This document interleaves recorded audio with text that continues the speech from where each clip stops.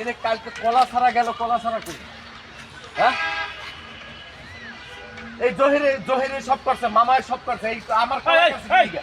তুই যে কলা গাছের সামনে ভগ্গ করস, কলা গাছ কি তোর একলা? কলা গাছের দায়িত্ব আমারও আছে। কি এর দায়িত্ব তোমার? হ্যাঁ, তোমার জায়গা এটা? এই যে কলা গাছ কয়টা? এনে 5-6টা আছে, এনে যে কলা ঝুলছিল, কলা কই? কলা তোর 6টা, 3টা আমার, 3টা তোর। বাপে কি তোর একলা দিয়ে গেছে? আমারও দিয়ে গেছে। উল্টা পাল্টা কোনো কথা কবে না, কই দেখ দিলাম ভাই, বাবা। আঙুল তুলা কথা কবি না, তোর বড় আমি। তুই তোর মারটা পাইছস, হ্যাঁ, আমি আমার বাবার আচ্ছা, আমি জবাবটা আগে ফিরাই। হ্যাঁ। তুমি যে বাইক কইলে আমারে, হ্যাঁ। আমার কলা কাইতে তুমি আমার মামু, আমি তোমার বাইক না, তুমি আমার বাইক কইলে কে? কথাবার্তা ঠিক মতো কবি। তোর বড় আমি, সম্মান দা কথা কবি। তুই আমার কি লাগস? কি সম্মান বাইক না? বাইক না, হ্যাঁ। তুই কলা গাছ তোর মারটা পাইছস, আর এই আমার কলা গাছ আমি আমার বাপেরটা পাইছি। তো পাইছো তুমি আমার কলা কাটলা কি লেগে, এটা কম মামা? এই কলা গাছ তো একটু কলা খাইছি, তা তোর সমস্যা হয়েছে কি? হ্যাঁ? সমস্যা হয়েছে কি? দাও, তোমার সম্মান করি, নাহলে কিন্তু কলা ফোন কলার মালা কথাবার্তা ঠিক মতো কবি। আচ্ছা কি আছারুম? এই আছারুম কি? আচ্ছা কি তোরে তোরে আমি ওই কিরে দাও, হ্যাঁ তুমি বারবার কিন্তু আঘাত করতেছো আমারে। কলা খাইছি, তোর সমস্যা কি? এই মামা, তুমি অ্যাকসেস করে না কিন্তু, কই দিলাম। ওয়ালাইকুম আসসালাম। কি আপনি ভাই? আমি এই পথ দিয়ে যাচ্ছিলাম, দেখলাম যে আপনারা মারামারি করছেন। আরে আমার কলাটি খেয়া লাগছে সব, এই! আপনি জানেন? ও আমার কলার দোষ, আমি ওর বড়। হ্যাঁ?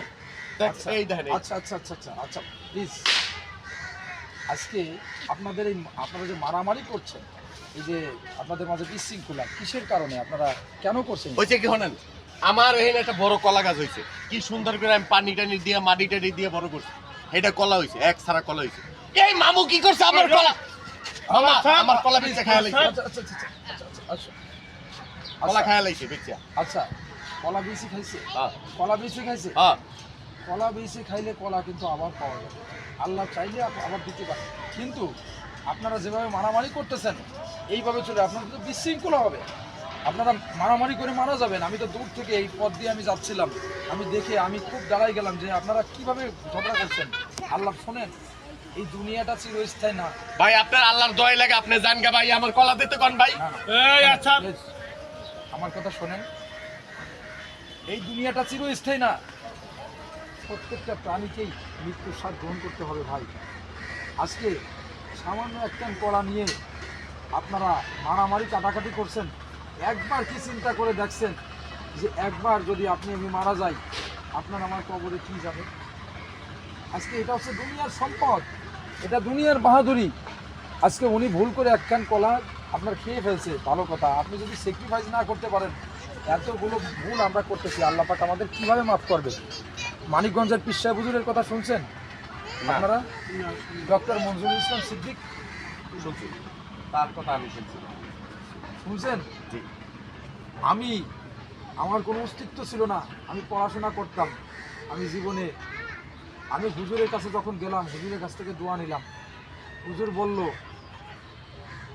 যে ঠিক আছে, 5 ওয়াক্ত নামাজ পড়বা, আল্লাহর কথা স্মরণ করবা, সকাল সন্ধ্যা জিকির করবা, বেশি বেশি মা বাপের খেদমত করবা, তুমি পুলিশের চাকরি করো, মানুষের সেবা করবা, এবং সকাল সন্ধ্যা কোরআনুল কারীম তেলাওয়াত করবা, 5 ওয়াক্ত নামাজ জামাতের সহিত পড়বা।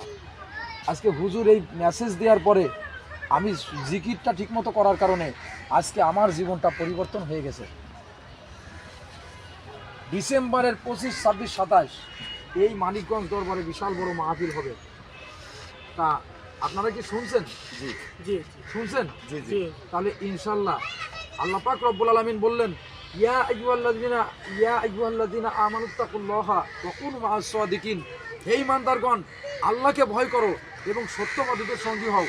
আপনি যদি একজন গাঁজাখোর, আপনি যদি একজন মদখোর, সুদখোর, এই ব্যক্তির সাথে যদি আপনি ঘোরেন, দেখবেন যে 10 দিনের মাথায় আপনি একদিন মদ খাবেনই খাবেন। কিন্তু আপনি যদি আল্লাহর ওলির, খাস আল্লাহর ওলির কাছে যেতে পারেন, আপনি যদি আল্লাহর ওলির সোহবত নেন, একবার চিন্তা করে মুসলমান, যদি সর্ব অবস্থায় তোমার জীবনটাকে যদি পরিবর্তন করতে পারো, আল্লাহর ওলির সোহবত নিয়ে সেভাবে আমল করতে পারো, তাহলে তোমার জীবনটা পরিবর্তন হয়ে যাবে। তুমি কবরে যে শান্তি পাবা, ইহকালে শান্তি পাবা, তোমার পিতা মাতা সমস্ত মানুষ, তোমার জীবনটা পরিবর্তন হয়ে যাবে, সুন্নাতি মুখে দাঁড়িয়ে উঠবে। কি আমরা কি পরকাল চাই কি চাই না ভাই? আমরা চাই। তাহলে ডিসেম্বরের 25, 26, 27 মানিকগঞ্জ দরবারে যে মাহফিল হচ্ছে, আমরা যাবো তো হুজুরের কাছ থেকে দোয়া নিতে প্লাস সৌবাত নেওয়ার জন্য। আমি যাবো হুজুর। হ্যাঁ, আমরা কোরআনুল কারিমের তাফসীর হয়, সেখানে ডিসেম্বরের 25, 26, 27 মানিকগঞ্জ দরবারে মাহফিল হবে, তাফসীরুল কোরআন মাহফিল, এই 2024। আমরা যাবো তো? প্রয়োজনে আমার ভাই, তোমরা সকলে আমার ভাই, প্লিজ আজ থেকে মারামারি করবা না। তোমরা সবাই আমার ভাই। আল্লাহ পাক রব্বুল আলামিন আমাদেরকে সৃষ্টি করছেন।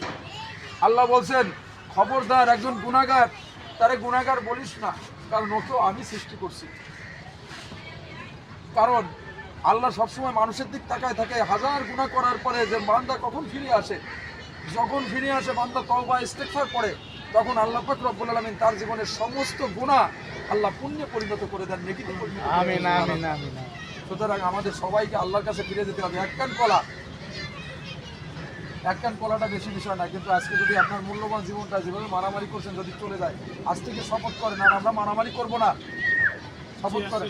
এই যে কানে ধরছিলাম হুজুর, আর কোনোদিন মামুর সাথে মারামারি করবো না। আর কোনোদিন মারামারি, মানিকগঞ্জ দরবারে অবশ্যই যাবো, অবশ্যই যাবো। আমার তুমি যাবো না? হ্যাঁ হ্যাঁ আমি অবশ্যই আমি নিজের গাঠির টাকা খরচ করে আমি আপনাদের সবাইকে নিয়ে যাব, আরো যুবক শ্রেণীর, কারণ যুবকদের চরিত্রকে আগে গঠন করতে হবে।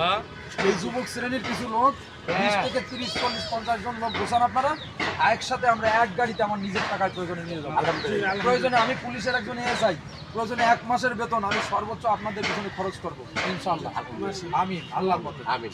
আল্লাহ আলহামদুলিল্লাহ। এই বলে আজ থেকে আমরা সকলেই নামাজ পড়বো, ভালো কাজ করবো, তাই তো? আল্লাহ